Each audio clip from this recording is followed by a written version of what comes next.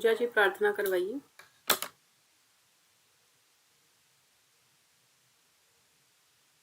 कमर गर्दन एक सीध में रखते हुए ध्यानात्मक आसन में बैठेंगे।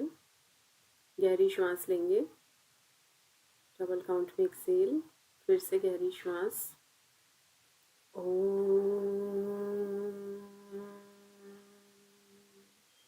संगच्छध्वं संपदध्वं संवो मनांसि जानताम् देवभागं यथा पूर्वे संजानाना उपासते। प्रेम से मिलकर चलो, बोलो सभी ज्ञानी बनो। पूर्वजों की भांति तुम कर्तव्य के मानी बनो। ओम। Rub your palms. Touch your eyes. Gently open your eyes. चलिए पहले थोड़ा सा सिलेबस का ओवरव्यू ले लेते हैं कि हमने आज मॉर्निंग में क्या किया था। आपके प्रैक्टिकल में सबसे पहले प्रार्थना, उसी से प्रारंभ करना है। Concept and recitation of Pranav, concept and recitation of hymns. Hymn शब्द भजन के लिए आता है, यहाँ आपको भजन नहीं, ये मंत्र ही अच्छी तरह से तैयार करने हैं। शांति मंत्र और जो प्रारंभिक मंत्र है वो। सेलेक्टेड यूनिवर्सल प्रेयर्स, इन्वोकेशन, निष्पत्ति भाव। निष्पत्ति भाव मतलब जहाँ कोई आसक्ति ना हो, अटैचमेंट ना हो, तो किसी धर्म विशेष से रिलेटेड नहीं करना है। जैसे आपको गणपति पसंद है, गणेश जी भगवान आपके इष्ट है, लेकिन वो नहीं, आपको बिल्कुल म्यूट कर लीजिए। सिमित म्यूट कर लीजिए। इसके बारे में आपको काफी कंटेंट मिल चुका है। निष्पत्ति भाव और इन्वोकेशन का थोड़ा जो ब्रीफ डिस्क्रिप्शन रहेगा वो मैं ग्रुप में डाल दूंगी, तो आप उसके प्रॉपर नोट्स बना लेना। प्रैक्टिकल का अलग से कवर करना, ठीक है। इनमें मत लिखना। अभी जो आप थ्योरी की पढ़ाई कर रहे हो ना, तो नोटबुक के 2 हिस्से कर लेना, प्रैक्टिकल लास्ट में डील करना। इनको बीच में मत लिखना बिल्कुल भी, ठीक है। चलिए, अब हमने सूक्ष्म व्यायाम का अभ्यास कर ही लिया है। ये बस अब आप सीधा आपका मॉक होगा, तो तैयारी कर लेना अच्छी तरह से। स्थूल व्यायाम का अभ्यास हो गया, सूर्य नमस्कार का हो गया। आज हमने ताड़ासन और वृक्षासन 2 देखे थे, 2 स्टैंडिंग पोज देखे। हस्त उत्तानासन हमने सूर्य नमस्कार किया, तो वो जो दूसरा पोज होता है ना, वो हस्त उत्तानासन ही है। क्लियर है सबको? प्रणाम आसन के बाद जो आप हस्त उत्तानासन करते हो ना, सेकंड नंबर पोज, वो ही है ये। सबसे ऊपर ये स्क्रीन पे दिख रहा है ना, ताड़ासन के बाद जो हस्त उत्तानासन, बस ये वही है। फिर आप अर्ध चक्रासन देखेंगे सेकंड नंबर पे, और पाद हस्तासन। इसमें से पाद हस्तासन नाम देखते ही याद आ गया, सूर्य नमस्कार में तीसरा पोज है, ठीक है। श्वास बाहर छोड़ते हुए हाथों को नीचे लाते हुए अपनी नोज या अपना हेड घुटनों पे जो टच करते हैं, तो अपनी कैपेसिटी के अकॉर्डिंग किया जाता है ये। इसे कहते हैं पाद हस्तासना। जो हाथ है दोनों पाँव के दोनों साइड्स में भूमि पे नीचे रहेंगे। तो ये आपके 2 तो सूर्य नमस्कार में ही कवर हो गए हैं। अब बचा अर्ध चक्रासन। तो अर्ध चक्रासन क्या होता है? कमर पे हाथ रख के पीछे की तरफ जब बेंड किया जाता है ना, वो अर्ध चक्रासन है। इसका मैं वीडियो भी भेज दूंगी और कल सुबह हम ये कर लेंगे, ठीक है। हम सब ये कर लेंगे तो आपको प्रॉपर आ जाएगा। ब्रीदिंग पता ही है, जब पीछे जाते हैं इनहेल करना होता है। खड़े होके ही होंगे, ये सारे स्टैंडिंग में ही जा रहे हैं। त्रिकोणासन ट्रायंगल पोज है, पार्श्व कोणासन और कटी चक्रासन। ये 2 हम कल कर लेंगे, त्रिकोणासन और पार्श्व कोणासन। अब बचा कटी चक्रासन। जो आप कटी शक्ति विकासक के 5 स्टेप करते हो, 3 दिन से कर रहे हो ना स्थूल व्यायाम में, उसमें जो 5वां नंबर पे कर रहे हो वो कौन सा है? कटी यही है, ठीक है। कटी चक्रासन ही कहते हैं उसे। याद आ गया सबको? इनहेल करते हुए हाथ सामने, एक्सेल करते हुए पूरा पीछे रोटेट हो जाना है। इसमें आपकी स्पाइन ट्विस्ट होगी, गर्दन ट्विस्ट होगी। अब आप अगर आंखें बंद करके इसको फील करोगे तो आपको सारे इसके फायदे भी समझ में आ जाएंगे। शरीर जब जकड़ा हुआ रहता है और ऐसा कोई ट्विस्टिंग वाला आप पोज करते हो तो ऐसा रिलैक्स नहीं हो जाती है बॉडी। स्पाइन ट्विस्ट होगी, गर्दन भी होगी, तो किसी को गर्दन का दर्द रहता है, सर्वाइकल है, वो भी ठीक होगा। तो अब हर आसन को एक स्टूडेंट की तरह नहीं करना है। आप लोग वेलनेस इंस्ट्रक्टर बनोगे एग्जाम देने के बाद, तो आपको उसको खुद पे फील करना है, ताकि जब आप क्लासेस लो तो आप फील कर सको कि हमारे पास जो सीखने आए हैं उनकी क्या रिक्वायरमेंट है, उनकी क्या समस्या है, हम ये करवाएंगे तो उनको कैसे ठीक होगी वो चीज़। तो अब सोचना दूसरे वे में शुरू कर दो। अब स्कूल में नहीं पढ़ते हैं हम कि हम इसको रट लें कि मैंने कंटेंट दे दिया, पीडीएफ दे दिया, आप प्रिंट भी निकलवा लाए पर वो अलमारी में रखा है। अब वो पैटर्न से पढ़ाई नहीं होगी। अब आप हायर लेवल की पढ़ाई कर रहे हैं ना, अब चीज़ों को फील करिए खुद के ऊपर, पूरा प्रॉपर एक्सपेरिमेंट करके देखिए। तो अब मैं मानू कटी चक्रासन हमारा हो गया है। कल हम त्रिकोणासन, पार्श्व कोणासन और एक और जो हमने अभी किया था डिसाइड, अर्ध चक्रासन, ये 3 स्टैंडिंग पोज कर लेंगे। अब ये आ रहे हैं नीचे सिटिंग पोजेस। ठीक है, एक दिन हम पूरे सिटिंग वाले लेंगे, एक दिन हम पूरे विश्रामात्मक लेंगे। फिलहाल के लिए आप ये देखिए, आज हमने और क्या सीखा था? सरल मत्स्यासन सीखा था। समझ में आ गया सभी को? इसका आई थिंक मैंने कंटेंट भी भेज दिया, क्या बेनिफिट्स है, किन्हें नहीं करना है। उसमें वो गर्दन वाली बात भी देख ली होगी कि गर्दन में अगर दर्द है, सर्वाइकल है, तो सरल मत्स्यासन नहीं करना है। सिर में दर्द है तो भी नहीं करना। किसी को यहाँ दर्द रहता है तो पूरा पलट के रखेंगे सिर को, तो यहाँ दर्द बढ़ जाएगा ना, तो वो नहीं करना है। मैम, हाँ, थायराइड के लिए वाले करेंगे या नहीं? बहुत अच्छा रहता है थायराइड में, चाहे आगे चाहे पीछे, बहुत अच्छा रहता है। अच्छा। लेकिन उसका कंफर्ट चेक करना है आपको। ये नहीं कि उन्हें कोई गर्दन में दर्द है फिर आपने जबरदस्ती करवा दिया, तो फिर ज्यादा नुकसान हो जाएगा। ठीक है, तो ऑल राउंड आप पूरा सबका देखेंगे, एज भी देखेंगे, उस बेसिस पे आप करेंगे। तो ये हम धीरे धीरे इनको सबको कवर करते जाएंगे, टेक अप करते जाएंगे। आज जिनका जो चीजें हो चुकी है सिलेबस में राइट लगा लो, और अपनी नोटबुक के बाद वाले पार्ट में प्रैक्टिकल पार्ट आप लिखेंगे, उसमें आप क्या मीनिंग है।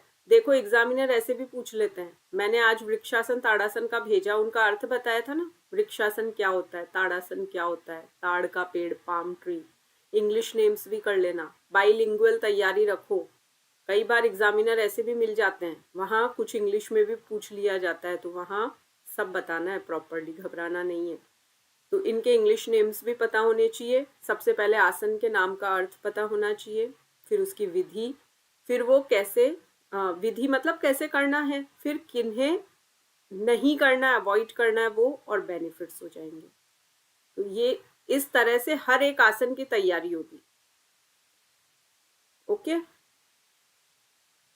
अब ये sectional breathing, abdominal thoracic, clavicular, ये आपका डे 1 पे ही मैंने करवा दिया था। ये सबका रेडी है? बता सकते हो, एग्जामिनर पूछे तो पूछ ले यौगिक डीप ब्रीदिंग क्या है, तो बता सकते हो ना, इतना कॉन्फिडेंस आपको होना चाहिए। और आज हमने विपरीत करनी की थी, इस पे भी टिक कर लीजिए। विपरीत करनी मुद्रा 9.3, इस पे टिक लगा लीजिए। और इसका मैंने विशेष बात क्या बताई थी, किसी को याद है? बताइए क्या विशेष बात पढ़ी थी हमने इसमें? मैम, जैसे किरण होती है वो उल्टी किरण हो रही है, उसके हिसाब से विपरीत करनी मुद्रा बिल्कुल पीछे टर्न हो जाएंगे, और सर्वाइकल वालों को नहीं करनी। और विशेष बात पूजा जी याद है? यस मैम, सोमस्त्राव को विष में गिरने से बचाता है ये हमें। बिल्कुल यस बिल्कुल, यस यस विषाक्त होने से बचाता है। हमारे यहाँ जो अमृत है वो नाभि के सूर्य में गिरेगा तो जल जाएगा, तो उसका रक्षण करता है ये। तो यहाँ पे वो हमारा अमृत संचित रहता है, तो वो बचा हुआ रहता है अगर हम ये करेंगे तो। विपरीत करनी करने से भूख बहुत ज्यादा लगती है, तो जो भी करे वो अपनी डाइट पे विशेष ध्यान दे। बहुत भूख लगती है, प्रैक्टिकल एक्सपीरियंस है मेरा, मैं करती थी पहले। तो किसी को भी आप करवाएं तो उसकी डाइट विशेष ध्यान दें उस पर। ठीक है, तो ये हमारा काफी कुछ जो कवर हुआ है उसको टिक कर लिया आप लोगों ने, और जो अब करना है उसकी प्लानिंग कर ली हमने, कल क्या करना है। अब आ जाइए यूनिट 2 पे। मैम 1 मिनट मैम वापस बता देंगे अमृत और वो वाला कंसेप्ट? इसमें होता है कि हमारा जो यहाँ विशुद्धि चक्र है गले में, वहाँ अमृत रहता है, अमृत का निवास है वहाँ पे। अब वो नीचे की तरफ गिरता है तो नाभि पे जो सूर्य है उसमें गिर कर वो जल जाता है, उससे शरीर में रोग होते हैं।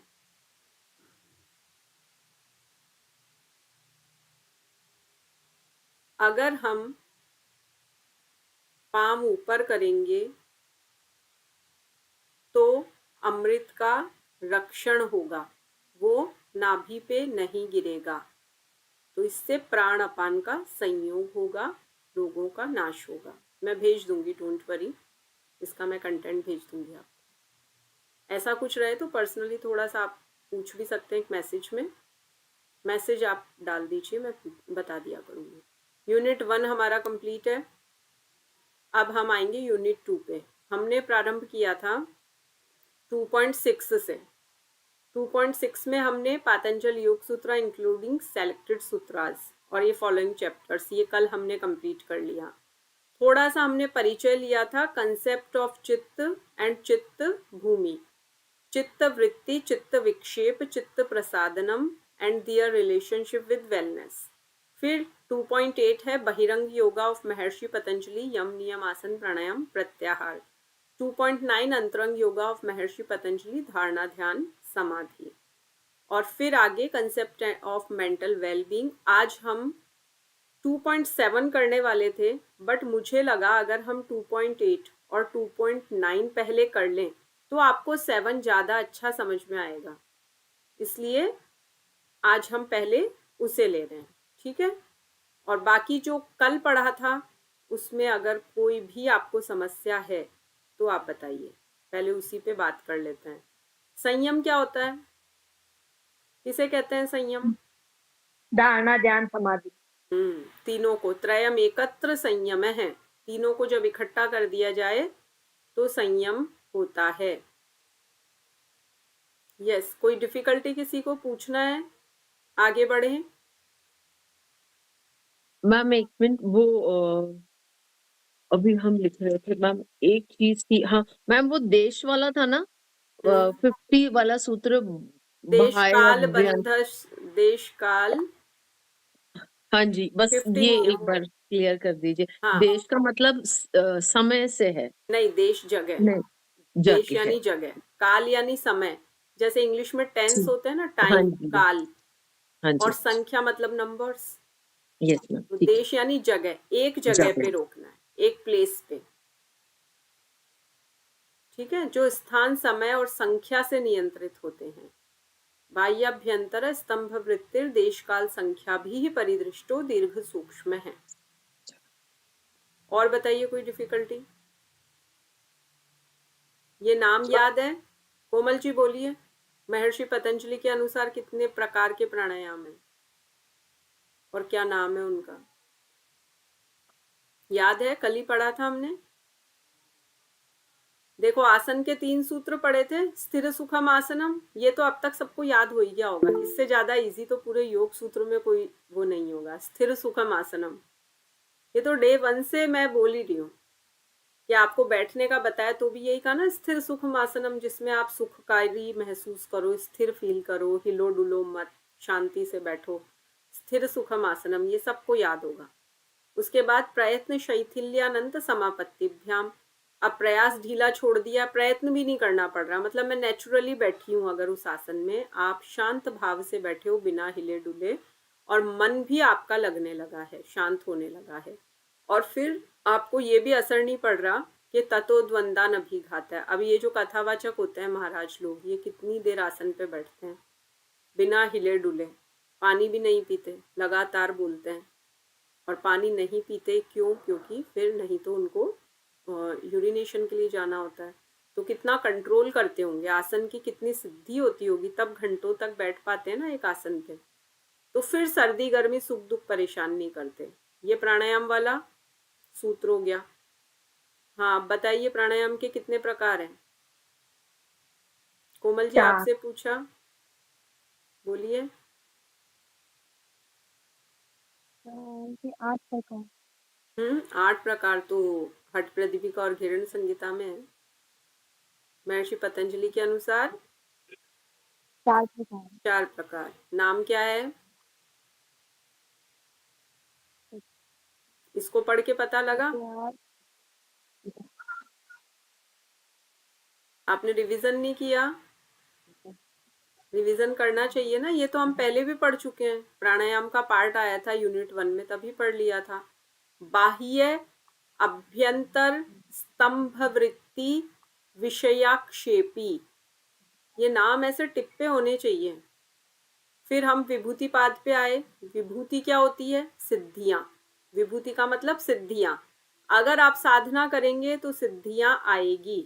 सिद्धियों में उलझ गए तो आगे नहीं बढ़ेंगे। सिद्धियों को एक्सेप्ट तो कर लिया, लेकिन उनको यूज नहीं किया, दुनिया को दिखाने के लिए उनका प्रयोग नहीं किया। जैसे शिरडी में सत्य साईं बाबा हवा में हाथ यूं करते तो सोने की चेन आ जाती, ऐसा ये सब सिद्धियां हैं। अब इनका जितना प्रदर्शन करेंगे, पब्लिकली दिखाएंगे, लोगों पे इम्प्रेशन जमाएंगे, तो फिर वहीं उलझ के रह जाएंगे, साधक आगे नहीं बढ़ सकता। और जिसने इनको छुपा लिया, चुप रखा कि मेरे पास कोई सिद्धि नहीं है, ऊपर से इतने साधारण बने रहे, वो साधक समाधि तक पहुंचता है। तो आगे इससे फिर कैवल्य होता है। अब विभूति पाद में किसकी बात की गई है? मन की गहराई को कैसे साधा जाए। धारणा ध्यान समाधि का अगर निरंतर अभ्यास करेंगे तो अब मन भीतर चेतना की तरफ पहुंच रहा है, संयम हो जाएगा। देश बंधस चित्तस्य धारणा, किसी एक देश पर, देश यानी जगह, स्थान, एक स्थान पे विषय को बांध लेना, ये है धारणा। तत्र प्रत्येकतानता ध्यानम, अब धारणा लगातार बनी हुई है तो वो ध्यान बन गई। महेंद्र सिंह धोनी का हेलीकॉप्टर शॉट फेमस था। अब आपको लगता है 1-2 बार 4 बार खेल के और इंटरनेशनल लेवल पे लगा दिया होगा धोनी ने? आप सोचिए 1000 बार एक शॉट की प्रैक्टिस की होगी, सुबह 4 बजे उठ के रात को 10 बजे तक, कितने घंटे नेट प्रैक्टिस की होगी उस बंदे ने। ये एक एग्जाम्पल है, बाकी आप सब पे अप्लाई कर सकते हैं। जो अपने फील्ड के मास्टर हैं वो कितना गहरे गए होंगे, कितनी उनकी प्रैक्टिस होगी। तो किसी एक शॉट को खेला किसी क्रिकेटर ने, उस पर मेहनत की बार बार बार बार, तो फिर ये हालत हुई कि वो इतना सिद्ध हो गया कि इंटरनेशनल लेवल पे क्रिकेट खेलते कितना प्रेशर रहता होगा। आप सोचो कोई क्रिकेट खेल रहा है, हार जाए तो कितनी गालियां मिलती हैं, उनके घर वालों तक को अब्यूज करते हैं, कितना प्रेशर रहता है। तो वो लोग भी प्राणायाम करते हैं उस प्रेशर से बाहर आने के लिए। फिजिकली तो पसीना बहाते हैं, लेकिन उनके मेंटल ट्रेनर अलग होते हैं, काउंसलर्स होते हैं, साइकोलॉजिस्ट के अंडर वो गाइडेंस लेते हैं। हर सेलिब्रिटी के पास होते हैं ये, क्योंकि वो इतने प्रेशर में फिर जिए, रातों को जागते हैं, उनकी लाइफस्टाइल इतनी अजीब होती है, तो वो स्ट्रेस में आ जाते हैं, इसलिए वो भी प्राणायाम का अभ्यास करते हैं। तो अगर प्राणायाम लगातार करेंगे तो आगे जाके फिर वो धारणा, फिर धारणा लगातार चली तो वो ध्यान बनेगी, फिर लगातार ध्यान हुआ तो फिर समाधि की तरफ। अब समाधि में क्या है कि मैं हूं ये लुप्त हो गया। 3 चीजें होती है, देखिए, ध्यान, ध्याता, ध्येय। ध्येय क्या होता है? टारगेट, ठीक है। ध्याता कौन है? व्यक्ति। जैसे आपका टारगेट है लेवल 2 निकालना अच्छे मार्क से, तो आपका ध्येय क्या है? लेवल 2 निकालना। आप कौन हो? ध्याता। और आपका ध्यान क्या है? पढ़ाई करना। तो 3 चीजें होती है।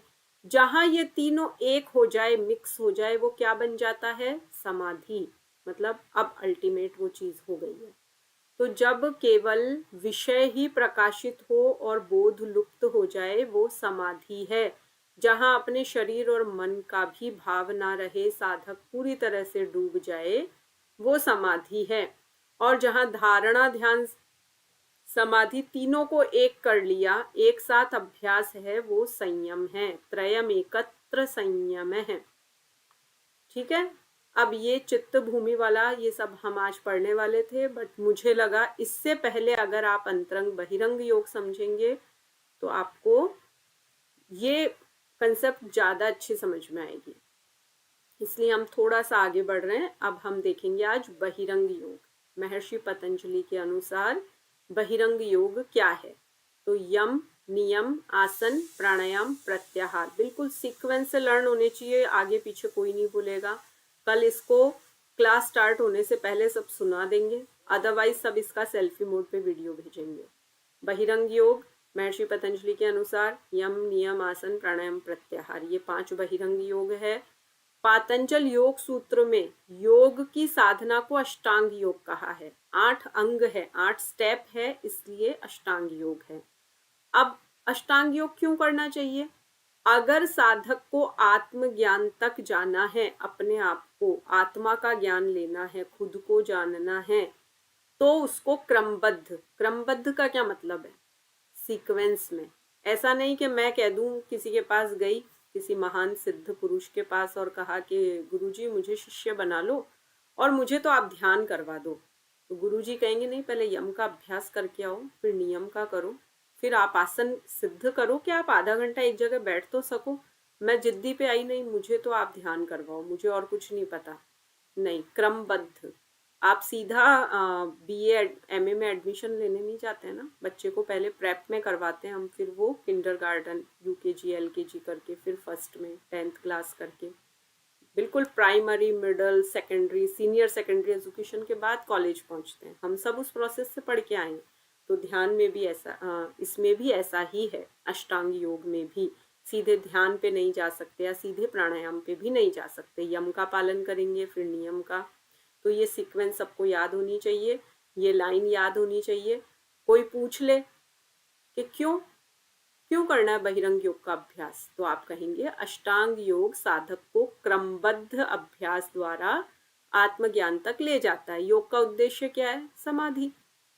नॉर्मल वे में कहें तो क्या उद्देश्य है? आनंदपूर्ण जीवन जीना। अब अगर हमको आनंद से जीना है, हमको समाधि प्राप्त करनी है, तो हमें बिल्कुल सीक्वेंस से अभ्यास करना है, यम से शुरू करना है। अब इसको भी 2 भागों में बांटेंगे। पहला है बहिरंग योग, एक्सटर्नल प्रैक्टिसेस, दूसरा है अंतरंग योग, इंटरनल प्रैक्टिसेस। तो बहिरंग योग में क्या है? ये साधना है शरीर और मन की शुद्धि। अब शरीर और मन शुद्ध ही नहीं है, बहुत सारे विकार हैं। मैं ध्यान करने बैठ गई, प्राणायाम करने बैठ गई और मेरे मन में क्रोध भरा है, किसी पे मुझे बहुत गुस्सा आ रहा है, या कोई चिंता हो रही है, मेरी कोई मीटिंग है और मुझे लग रहा है मीटिंग है, अभी घर का काम नहीं हुआ, मुझे तो ये भी करना है, वो भी करना है, तो मैं 10 तरह के चिंतन कर रही हूँ, तो वो बेकार है ना वो ध्यान। तो ये साधनाएं क्या है? शरीर की और मन की शुद्धि करती है पहले तो। फिर अनुशासन आता है, डिसिप्लिन आता है, फिर कंट्रोल होता है। तो अब इसके अंग है, पहले यम है। तो देखिए, यम का पालन पूरे समाज के लिए है, ये सामाजिक अनुशासन है। 2 होते हैं अनुशासन, एक मेरा व्यक्तिगत होता है और एक सबके लिए होता है। तो मैंने अगर नियम का पालन किया ना, तो वो मेरा पर्सनल है। नियम में क्या 5 चीजें शामिल है? एक बार देखिए, शौच, संतोष, तप, स्वाध्याय, ईश्वर, प्रणिधान। तो आप देखेंगे शौच क्या होता है? शौच यानी क्लीनिंग। मैं डेली नहा रही हूँ, मैंने साफ कपड़े पहने, मैंने घर क्लीन किया और मैंने मन भी साफ रखा, किसी के लिए कोई भी बुरी भावना नहीं रखी, तो मैं शौच का पालन कर रही हूँ। संतोष मतलब मैं संतुष्ट हूँ कि मैं क्लासेस लेती हूँ, मैं पढ़ती भी हूँ, मैं घर में सबका काम भी करती हूँ, तो ये मेरा पुरुषार्थ है। अब इसका जो मुझे फल मिल रहा है, मैं उसमें संतुष्ट हूँ पूरी तरह से, ये संतोष है। तप क्या है? कभी परिस्थिति अनुकूल होती है, कभी प्रतिकूल हो जाती है। अनुकूल मतलब फेवर में होती है और कभी अगेंस्ट सिचुएशन आ जाती है। बच्चे का एग्ज़ाम है, बीच में इन-लॉज की तबीयत खराब हो गई, गेस्ट भी आ गए और हमारी खुद की हेल्थ भी कुछ, या एग्ज़ाम दे रहे हैं हम, अब ये प्रतिकूल परिस्थिति हो गई सब तरफ से। लेकिन ऐसे हालात में भी हम अपने पुरुषार्थ को नहीं भूलें कि ठीक है, करेंगे, धीरे धीरे मैनेज करेंगे, कुछ हेल्प लेंगे किसी की, कैसे भी मैनेज करेंगे, घबराना नहीं है, कर लेंगे। बस अपने पुरुषार्थ से हम चीज़ों को सही कर लेंगे।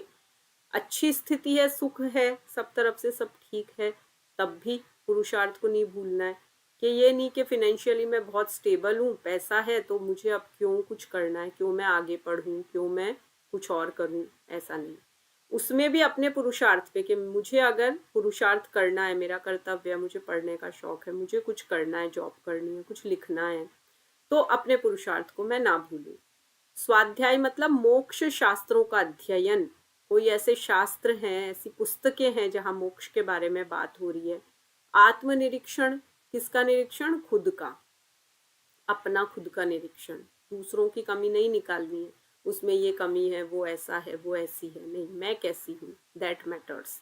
ओमकार आदि पवित्र नामों का जाप, नियमित रूप से ओम का जाप करना। ईश्वर प्रणिधान है कि मैंने जो भी किया दिन भर में, हे ईश्वर मैं आपको समर्पित करती हूँ।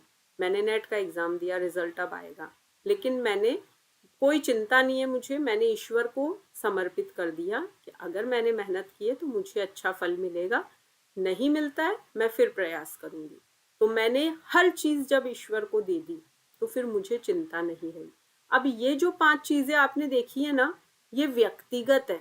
व्यक्तिगत मतलब पर्सनल, ये मेरी अपनी है, इसमें समाज का कोई लेना देना नहीं है। इसमें आप लोग कहीं भी मैटर नहीं कर रहे कि मैं अगर शौच रख रही हूँ, शौच मतलब बाहर से क्लीनिंग अंदर से क्लीनिंग, तो ये तो मेरी हुई ना, इससे आप लोगों को क्या फर्क पड़ा? ये समाज के लिए नहीं, ये क्या है? व्यक्तिगत अनुशासन।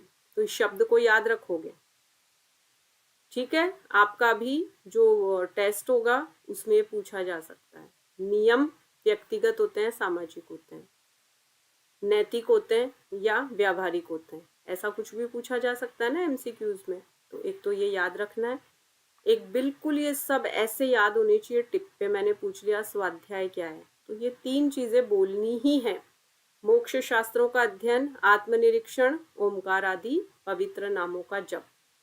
चाहे तो अभी इसको 2 बार रीडिंग कर लें, सबका म्यूट है, 2 बार जोर जोर से सब बोल लो इसको अभी।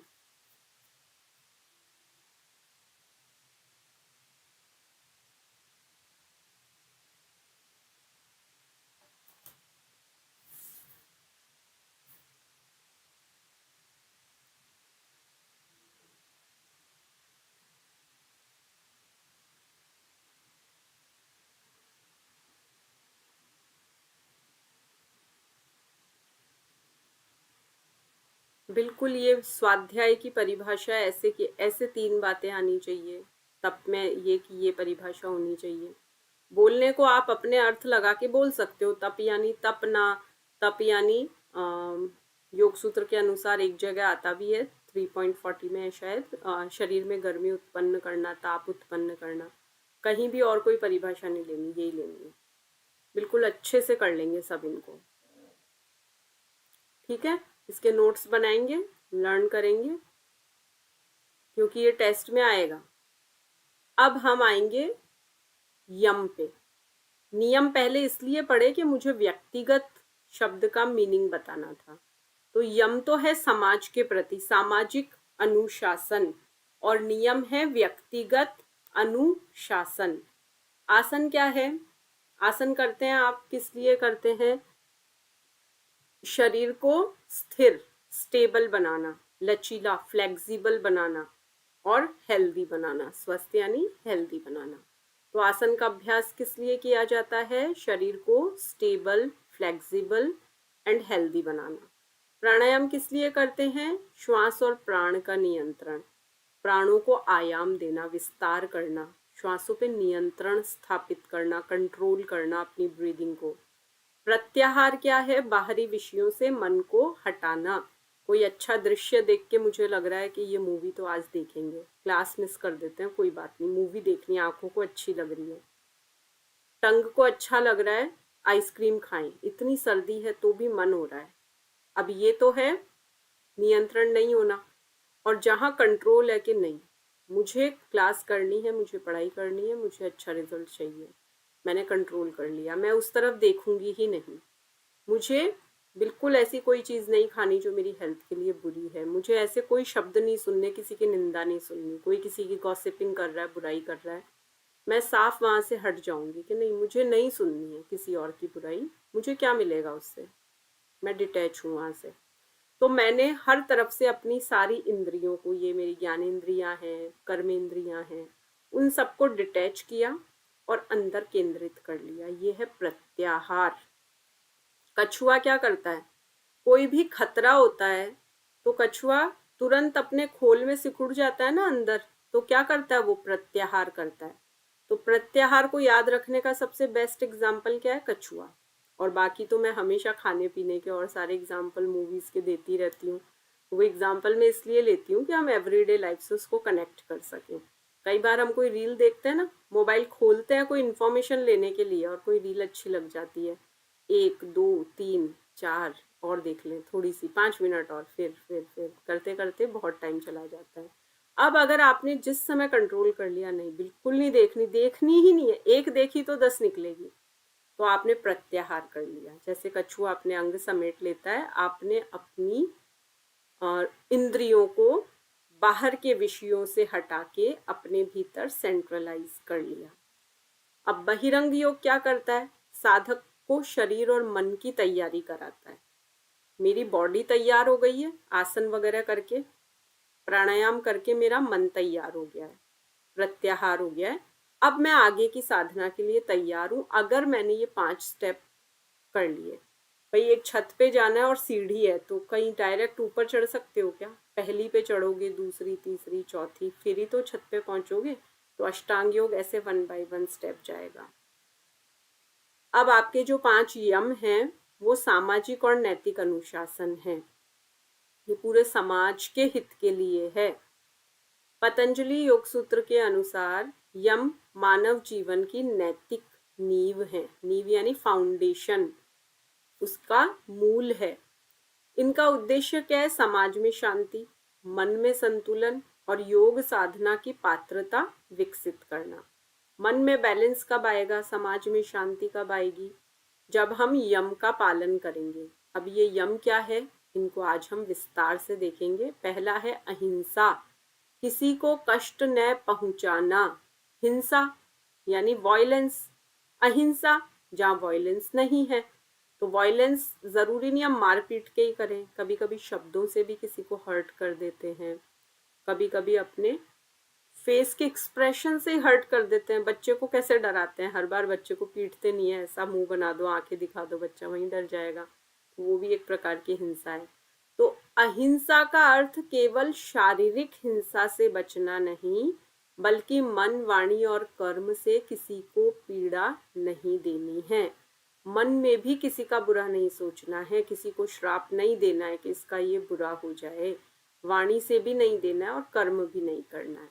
तो अगर हम मन, वाणी, कर्म से सबको ब्लेस करेंगे, सबको दुआ देंगे, कोई हमारे लिए गलत भी कर रहा है और हम उसको फिर भी ब्लेस कर रहे हैं, तो इससे हमारे क्रोध पे नियंत्रण होगा। हम अपने एंगर को मैनेज कर पाएंगे, कंट्रोल कर पाएंगे, कटु वचन नहीं बोलेंगे, हमारी वाणी अच्छी रहेगी, हमारा विशुद्धि चक्र शुद्ध रहेगा, या अमृत है, तो हमको कुछ भी ऐसी बैड वर्ड्स नहीं बोलने हैं।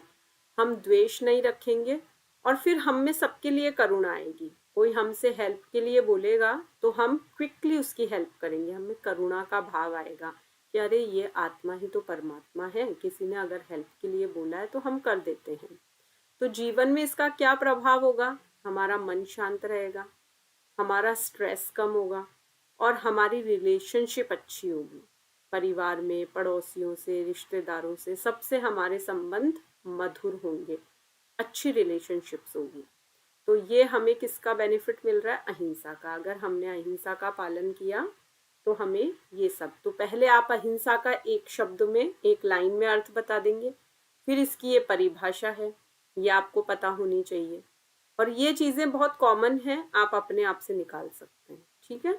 तो एग्जामिनर अगर आपसे पूछेंगे तो ये इतनी डिटेल नहीं, ये मैंने आपको समझाने के लिए नोट्स ऐसे बनाए हैं।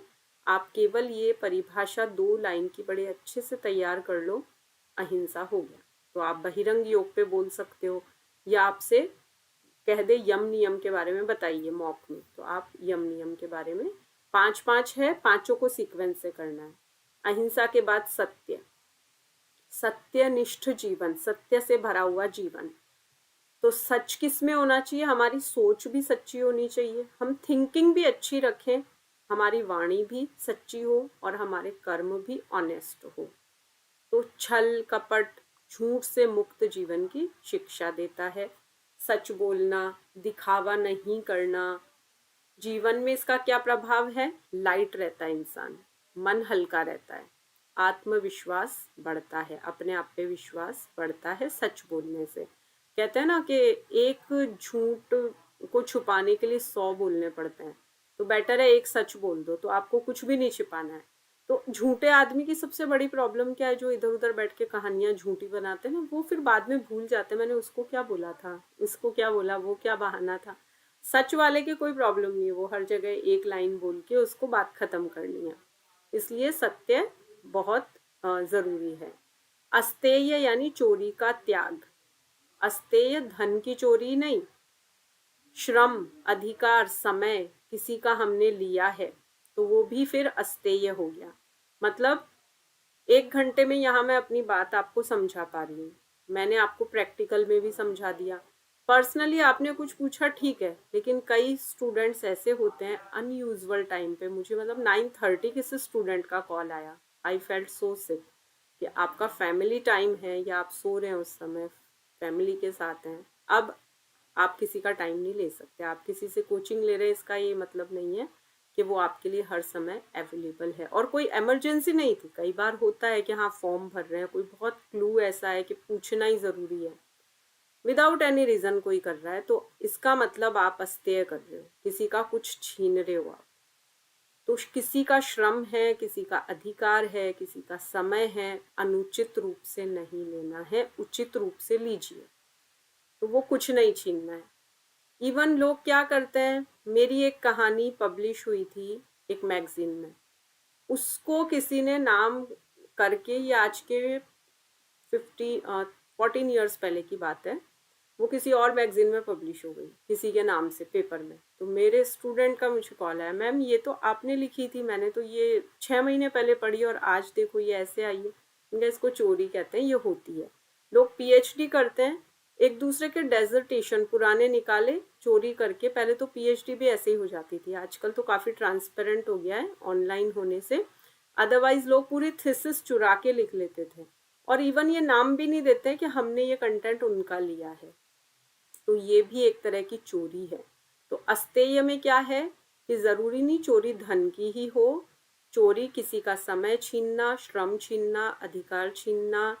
और अब आपको इसका एग्जाम्पल बताया कि नकल नहीं करनी है, किसी का श्रेय नहीं चुराना है। और जीवन में इसका प्रभाव क्या है, अगर कोई अस्तेय का पालन करेगा, कि मैंने अगर किसी की कविता सुनाई अपने चैनल पे कहीं पे, तो मैं ये नाम बोलूं कि ये मेरी लिखी हुई नहीं है, ये तो उन कवि की है, मैंने सुनाई है, तो इसका मतलब मैंने अस्तेय का पालन किया, मैंने चोरी नहीं की। अब मैंने अगर ये किया तो मेरे भीतर संतोष रहेगा, डर नहीं रहेगा। नहीं तो हर समय डर लगा रहता है पकड़े ना जाए, लोभ कम होता है फिर इससे। इसलिए किसी का श्रेय नहीं चुराना चाहिए। पूजा जी से मैंने नोट्स ले लिए और ग्रुप में शेयर कर दिए, और ये नहीं लिखा कि पूजा जी के हैं, ये कह दिया मैंने बनाया आप लोगों के लिए, तो इसका मतलब मैंने किसी का श्रेय चुराया ना, मेहनत किसी और की है और मैंने चुरा ली, तो वो फिर चोरी हो गई। तो चोरी केवल धन की नहीं होती, इन चीज़ों की भी होती है, तो वो नहीं करनी है। ये ब्रह्मचर्य। तो ये छोटी छोटी चीजें अष्टांग योग में महर्षि पतंजलि कह रहे हैं, देखने में बहुत छोटी है बट इनका पालन करना चाहिए। तो 5 यम का पालन करेंगे, फिर 5 नियम का करेंगे। यम किसके लिए है, समाज के लिए। नियम किसके लिए है, पर्सनल, अपने खुद के, व्यक्तिगत। अब आएंगे हम ब्रह्मचर्य की स्टडी पे। ब्रह्मचर्य क्या है, इंद्रियों का संयम, कंट्रोल। 5 ज्ञानेंद्रियां, 5 कर्मेंद्रियां, 1 मन, 11वीं इंद्रिय मन। 11 पे कंट्रोल कैसे, ऊर्जा का संरक्षण और संयमित जीवन। अब केवल संन्यास की बात नहीं है, ये नहीं है कि आप संन्यास ले लो, गृहस्थ में मत रहो। गृहस्थ होते हुए ब्रह्मचर्य का पालन किया जा सकता है। ये विचार और व्यवहार की शुद्धता है।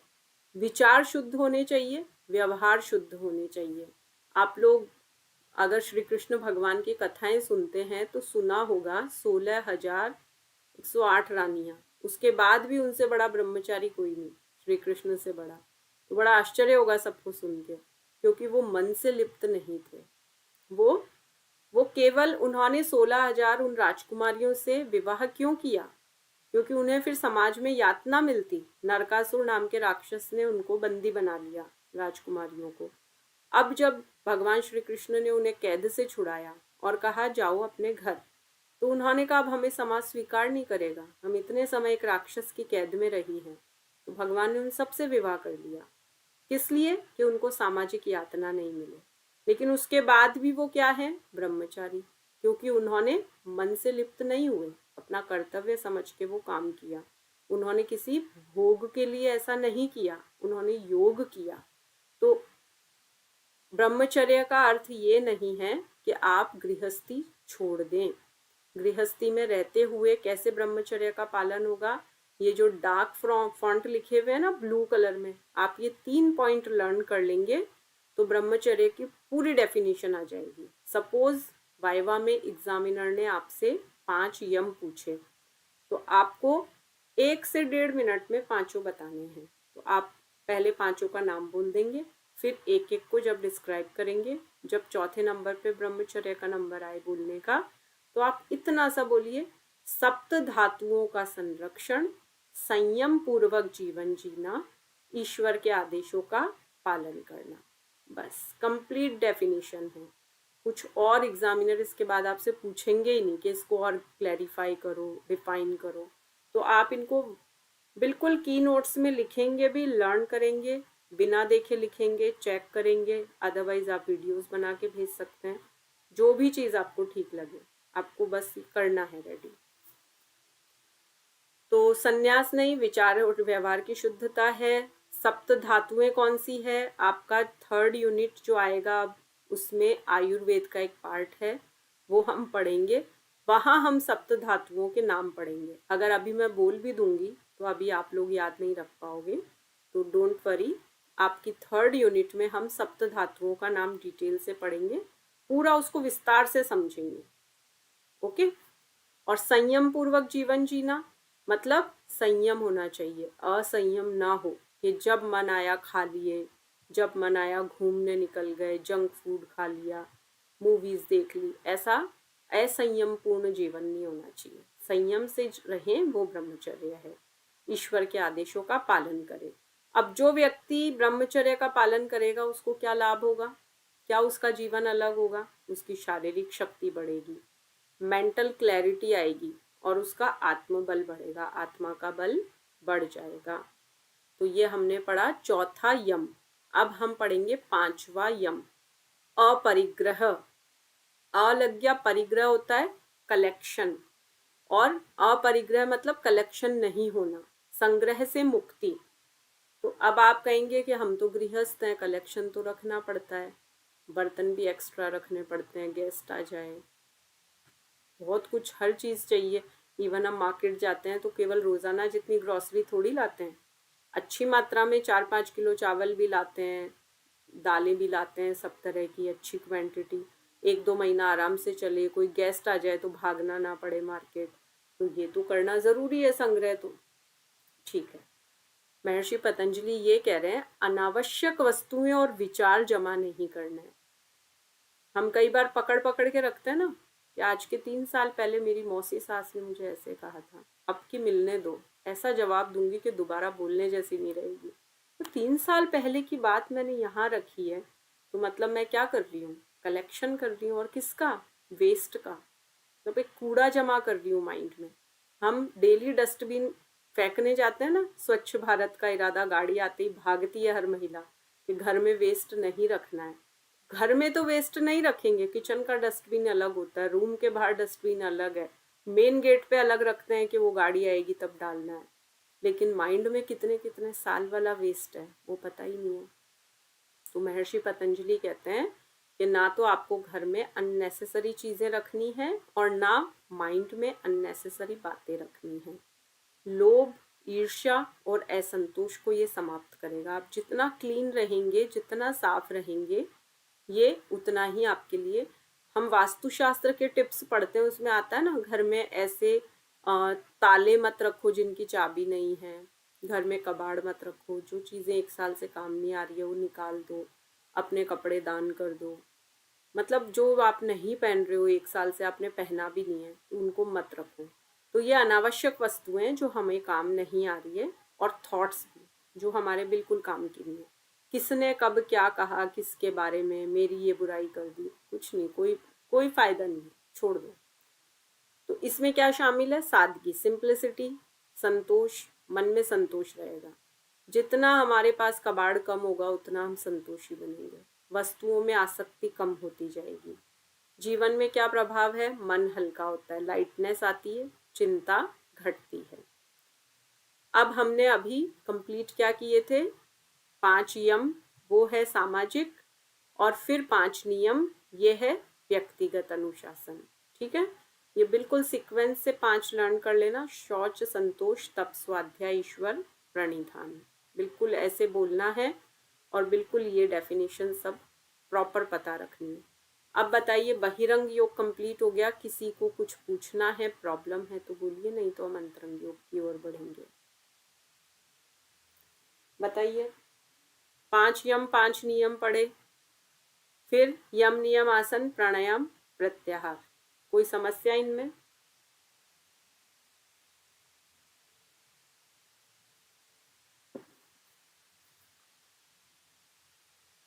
क्लियर?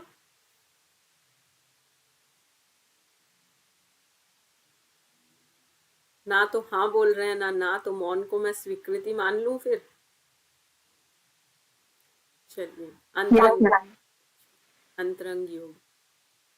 आप तो खैर इनका वो योग सूत्र पढ़ के आए हो, तो इनके वो सारे फायदे भी पता है ना। 5 यम का क्या लाभ है, नियम का क्या है, सत्य प्रतिष्ठायाम सर्वरत्नोपस्थानम, सारा मतलब कितना डिटेल प्यारा सा दे रखा है महर्षि पतंजलि ने। अब देखेंगे अंतरंग योग। ये है 3, धारणा, ध्यान, समाधि। बहिरंग योग से अभी हम क्या शुद्ध करके आए हैं? शरीर और इंद्रियां शुद्ध हुई है। अब अंतरंग योग से क्या शुद्ध होगा? मन। मन कहाँ केंद्रित होगा? अंदर। जैसे कछुआ अपने अंग सिकोड़ के अंदर सेंट्रलाइज हो जाता है, हम भी अंदर होंगे, और फिर हम आत्म साक्षात्कार मतलब खुद को जानेंगे। और जिसने खुद को जान लिया उसने पूरी सृष्टि को जान लिया।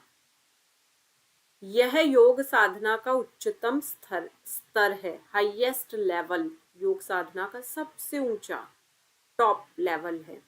इसमें चेतना स्थूल से सूक्ष्म की ओर अग्रसर होती है। स्थूल क्या होता है? बाहरी। 3 शरीर है, त्रिशरीर, स्थूल, सूक्ष्म, कारण, बॉडी, माइंड, सोल।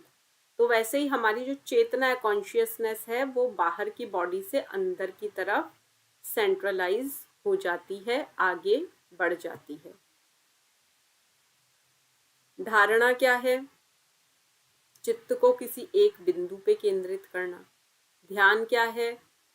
बिल्कुल उसी बिंदु के ऊपर एकाग्र प्रवाह होना। आज ही मैंने अभी महेंद्र सिंह धोनी का एग्जाम्पल दिया, हेलीकॉप्टर शॉट पे पहले धारणा की होगी, ये शॉट मुझे खेलना है, सेलेक्ट किया।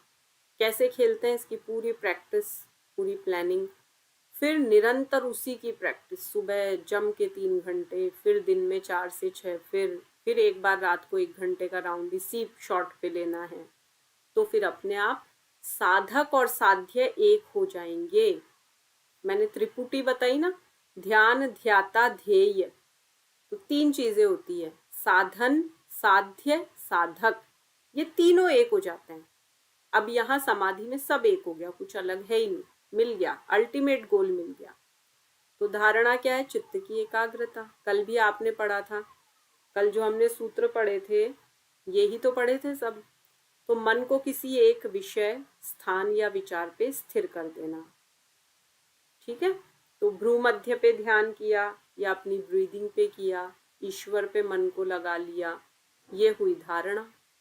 तो धारणा का उद्देश्य क्या है? मन बहुत चंचल है, उसको नियंत्रित करना, कंट्रोल में लाना, हमारी कंसंट्रेशन बढ़ाना। जैसे आज सुबह आप वृक्षासन, ताड़ासन कर रहे थे, तो मैंने कहा किसी एक बिंदु पे देखिए, बिल्कुल उसको देखते रहेंगे बिना पलक झपकाए, तो आपका आसन नहीं छूटेगा।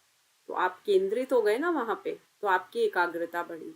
अब जिन बच्चों का पढ़ने में मन नहीं लगता, कहते हैं चैप्टर लर्न ही नहीं होता, बार बार पढ़ते हैं लर्न ही नहीं होता, तो हम उन्हें वही आसन करवाते हैं। क्या कहते हैं? इस एक पॉइंट को देखो, वृक्षासन में खड़े हो जाओ, ताड़ासन करवाते हैं, बच्चे की हाइट भी बढ़ती है, फोकस बढ़ता है, उसको चैप्टर लर्न हो जाता है, तो एकाग्रता बढ़ती है, तो मन स्थिर होता है, स्मरण शक्ति यानी मेमोरी पावर बढ़ता है उसका, और ध्यान की तैयारी होती है। फिर ध्यान की तरफ आई, जिसकी धारणा सिद्ध हो गई वो ध्यान पे आएगा। मैंने कहा ना, डायरेक्ट कोई ध्यान नहीं कर सकता। आजकल बहुत दुकानें चलती है, वहाँ कहते हैं ध्यान की क्लासेस, मेडिटेशन क्लासेस, पैकेज होते हैं, विपश्यना करवाते हैं, लोग जाते हैं, हजारों रुपए देते हैं, कोई फायदा नहीं है। अगर उन्होंने यम नियम आसन प्राणायाम प्रत्याहार नहीं किया, धारणा नहीं की, तो ध्यान तक कोई पहुंच ही नहीं सकता। और अगर आपने यम से शुरू किया, नियम का पालन किया, आसन लगाने लग गए हैं आप, आपका प्राणायाम अच्छा हो रहा है, फिर आपको कोई ज़रूरत नहीं है कहीं जाके रुपया देने की, आपके घर बैठे बैठे आपको ध्यान लग जाएगा। तो ध्यान क्या है? निरंतर चेतन प्रवाह। प्रवाह मतलब बिल्कुल ऐसा धारा से बहना कुछ। तो निरंतर मतलब फ्रीक्वेंट, कंटिन्यू, जो हमेशा चले, रुके नहीं। तो चेतना का ऐसा प्रवाह, मतलब झाड़ू भी लगा रहे हैं तो इतना ध्यान से कि कहीं कचरा ना रह जाए, तो हम क्या कहेंगे, बहुत ध्यान से लगाई इसने झाड़ू, कितनी बढ़िया लगाई। तो वो चेतन रूप में लगाई, चैतन्य होके लगाई, ऐसे सोए सोए नहीं लगाई कि ध्यान कहीं और चल रहा है, हाथ कहीं और चल रहे हैं, तो कचरा निकला ही नहीं पूरा। तो ध्यान धारणा की परिपक्व अवस्था है। परिपक्व मतलब मेच्योर, मेच्योर कंडीशन है। जब धारणा पक जाती है तो वो ध्यान बन जाती है। जब मन बिना टूटे उसी विषय में बहने लगे, वो ध्यान है।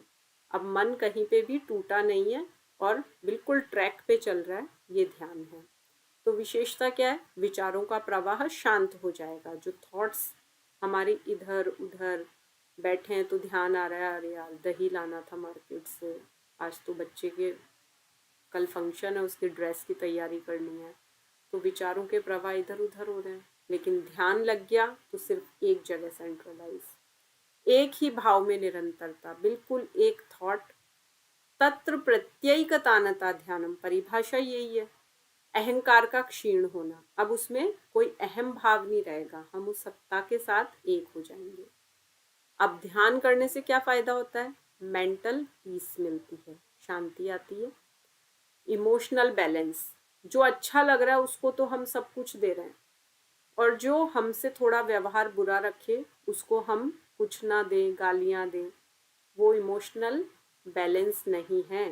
तो ध्यान अगर कोई करता है तो उसमें इमोशनल बैलेंस आता है। विपत्ति आई तो भी वो नहीं डिगेगा, खुशी आई तो भी वो नहीं डिगेगा, वो बिल्कुल अचल रहेगा। आत्मिक आनंद की अनुभूति होगी, आनंद ऐसा कि बस ब्लिसफुल कंडीशन, ऐसा नहीं कि क्षणे तुष्टा क्षणे रुष्टा, अभी तो मैं बहुत खुश हूँ, 1 मिनट में मुझे इतना आवेश आ गया कि मैंने गुस्सा करना शुरू कर दिया, नहीं, बिल्कुल आत्मिक आनंद की अनुभूति वहाँ होगी। और जिसका ध्यान सिद्ध हो गया वो फिर समाधि की तरफ जाएगा। तो समाधि क्या है? आत्मबोध की अवस्था। मैं कौन हूँ, क्यों आई इस दुनिया में, मेरा क्या प्रयोजन है, मुझे क्या करना चाहिए, मेरे क्या कर्तव्य हैं, मैं क्या करूं कि मैं ईश्वर को प्राप्त कर सकूं। तो ये होती है आत्मबोध की अवस्था। ये सब सवालों के जब जवाब मिल जाए, मतलब मुझे आत्मबोध हो गया, अपने होने का भान हो गया, बोध हो गया। समाधि क्या है? योग का सर्वोच्च लक्ष्य है, हाईएस्ट टारगेट है। कोई योग में आएगा तो उसका पहला लक्ष्य एक शब्द में समाधि, और नॉर्मल वे में कहें तो हमें अपना जीवन आनंदपूर्ण बनाना है। तो इसमें साधक का मन कहाँ लीन हो जाता है? पूर्णतः विषय में, यानी जो अल्टीमेट गोल है, लक्ष्य है हमारा, उसमें लीन हो जाता है। साधक, साधना और साध्य का भेद समाप्त हो जाता है। ठीक है, 3 होते हैं, ध्यान, ध्याता, ध्येय, साधन, साधना, साध्य और साधन। तीनों लिप्त हो गए, कोई भेद नहीं रहा, एक हो गए, एकाकार हो गए, यूनाइटेड हो गए। और इसका लक्षण क्या है? वो व्यक्ति पूरी तरह से शांति में चला जाएगा, अहम का लय हो जाएगा। मैंने ये किया, मैं ये कर सकती हूँ, मैंने तो वो किया है, मैं तो ये कर दूं, नहीं, मैं शब्द ही खत्म, अहम है ही नहीं। फिर वो हम बोलेगा, हम ऐसा कर लें, हम चाहे तो ये कर सकते हैं, हम कर सकते हैं। फिर वो उसमें अहम का भाव नहीं रहेगा, मैंपन नहीं रहेगा, सत्य का प्रत्यक्ष अनुभव, हर चीज उसे प्रत्यक्ष दिखेगी, ठीक है, वो सबको प्रॉपरली जान पाएगा। ये इसका फल है। अगर कोई समाधि तक पहुंचा तो उसे दुखों से मुक्ति मिल जाएगी, दुख के चक्र में वो नहीं पड़ेगा, उसे अपना ज्ञान हो जाएगा, आत्मज्ञान, और मोक्ष की अनुभूति हो जाएगी। तो अंतरंग योग का क्या महत्व है? संस्कार क्या होते हैं? अच्छे और बुरे दो होते हैं। वृत्तियां जो होती है ना, क्लिष्टा क्लिष्टा पढ़ा था आपने, वृत्तयः पंचतयः क्लिष्टा क्लिष्टा, क्लिष्ट वृत्ति अक्लिष्ट वृत्ति। तो मन में जो संस्कार होते हैं ना, वो जम जाते हैं। जैसे हम कहते हैं ना, अरे ये तो इसके संस्कार है, पेरेंट्स ने सिखाए, मतलब बचपन से कोई चीज आदत बन गई ना, तो वो संस्कार है। तो मन के जो संस्कार है, जमे हुए पुराने संस्कार, उनका क्षय हो जाता है। कई बार होता है ना, दो छोटे बच्चे हैं, भाई बहन हैं, 2 साल का डिफरेंस है, एक ही परवरिश में पल रहे हैं, एक घर में जन्मे वो, उस घर में नॉनवेज बनता है, एक बच्चा खा रहा है, दूसरा बच्चा टच नहीं करता, उसको बहुत कोशिश की पेरेंट्स ने खिलाने की, वो टच नहीं करता। क्या कारण है? उसका प्री बर्थ का संस्कार है कि उसको नॉनवेज नहीं खाना है, तो वो उस घर में रह के भी नहीं खाएगा जहाँ सब मेंबर्स खा रहे हैं। तो ये संस्कार होते हैं, तो ये जन्मों तक चलते हैं। हम आए हैं ना, तो हमारी पिछले जन्म के कर्मों के संस्कार की वजह से ये बॉडी मिली, ये परिवार मिला, ये नाम मिला, ये कुल मिला। अब जो करेंगे उसके बेस पे नेक्स्ट बर्थ डिसाइड होगा। तो अब अगर कोई समाधि के उस पे ट्रैक पे आ गया, उसने अंतरंग योग साध लिया, तो उसके संस्कार क्षय हो जाएंगे, क्षय यानी नष्ट हो जाएंगे। कोई बुरे कर्म भी है ना, वो खत्म हो गए, सब नष्ट हो गए, निकल गए। चेतना का शुद्धिकरण, प्यूरिफिकेशन, जो हमारी कॉन्शियसनेस है वो एकदम प्योर हो जाएगी, शुद्ध हो जाएगी। आत्मिक विकास होगा, आत्मा का विकास, और जीवन में स्थायी शांति, हमेशा के लिए शांति। मतलब सिचुएशन कोई भी हो, मेरे भीतर इतनी शांति आ गई कि मैं फिर डगमगाऊं नहीं। ठीक है, ये अंतरंग योग का फल है। तो आज हमने क्या पढ़ा? बहिरंग योग और अंतरंग योग। अब इसमें कहाँ कोई समस्या है? अगर पूछना है पूछिए, 3 मिनट है हमारे पास। मन और आत्मा अलग अलग है? बिल्कुल अलग है। मैंने बताया सबसे पहले होती है इंद्रिय, 5 ज्ञान इंद्रिय, 5 कर्म इंद्रिय। इन 10 की बॉस होता है मन। फिर मन का भी बॉस होता है बुद्धि। बुद्धि से भी आगे है आत्मा। देखो, जब देह नष्ट होती है ना, तो इंद्रियां नष्ट हो जाती है, मन भी खत्म है, बुद्धि भी नहीं है, लेकिन आत्मा है।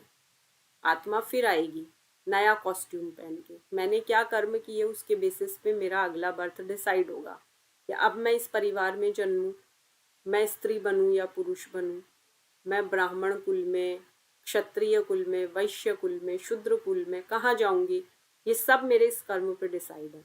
तो मेरा और सब नष्ट हो जाएगा।